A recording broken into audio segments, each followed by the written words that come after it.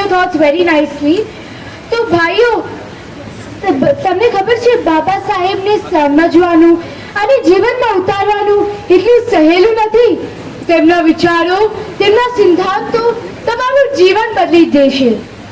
જેમ કોઈ વ્યક્તિને કેન્સર યા ટીબી જેવો મહારોગ થઈ ગયો હોય તો તે રોગને સારું કરવા માટે ડોક્ટર આપણાને ખૂબ જ કડવી દવા આપે છે. કેન્સર માટે તો કેમિયો અને રેડિયેશન કરવું પડે છે અને આ બધું ખૂબ જ કડવું અને પીડાદાયક પેનફુલ હોય છે. પણ સમય જતા તમારું જીવન બદલી દેશે. આજે આપણે પણ અંધશ્રદ્ધા, લાલચ, સ્વાર્થ, આળસ, જાતિવાદ, સગાવાદ અને એકબીજાનું નીચે પાડવા જેવા દુર્ગુણો રૂપી કેન્સરથી પીડાઈ રહ્યા છે. પણ બાબા સાહેબના વિચારો, તેમના સિદ્ધાંતો જીવનમાં ઉતારવાનું ઈઝી તો નથી. તે પણ આ દવા જેટલું જ કડવું છે. પણ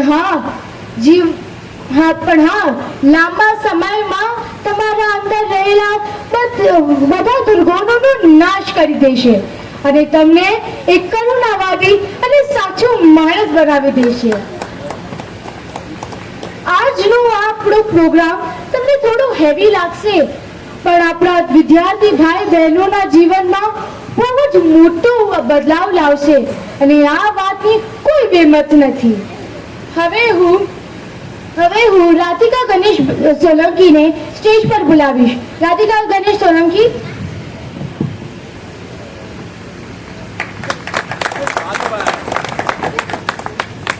Jai Bhim everyone. My name is Radhika Ramesh Solanki. I am studying in 6th standard.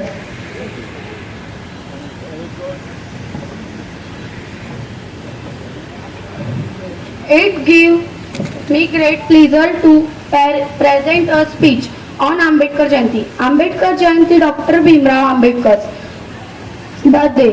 He was born on 14th April 1891. The day is also now first Bhim Jayanti. He is first Labour Minister of Independent India. He is first Labour Minister of Independent India. We all know him as the father of the India continuation. He was very talented person. He was social reformer and economist. He was not only leader of Dalits but Muktidatta of all Indian women. Ambedkar Jayanti is not just celebrated in India but all around the world. I promise to myself and my parents I will be adapt quality like honesty and commitment from Baba Saheb and practice it in my life. Thank you. Jai Bhim. Thank you, Radhika Ben. You spoke very nicely, and also I hope you adapt that quality of yours. Now, ભાઈઓ, જ્યારે બાબા સાહેબ જ્યારે નાના હતા અને સ્કૂલમાં જતા હતા ત્યારે એક ઇન્સ્પેક્શન માટે આવ્યો હતો જોવા કે વિદ્યાર્થીઓ કેવું ભણે છે. તે ઇન્સ્પેક્ટરને આવીને તેમને પૂછ્યું કે આવી કઈ વસ્તુ છે જે તમે જોઈ તો શકો છો પણ અડી નથી શકતા. એક વિદ્યાર્થીએ કીધું સૂરજ, એકને કીધું તારા અને એકને કીધું ચંદ્ર. તમે એને જોઈ તો શકો છો પણ અડી નથી શકતા. પણ ત્યાં ક્લાસમાંથી બહાર બેસેલા નાના ભીમરાવે હાથ ઊંચો કરીને કીધું, સર, આ પાણી ભરેલું માટકું હું તેને હરરોજ જોઈ તો શકું છું પણ અડી નથી શકતો.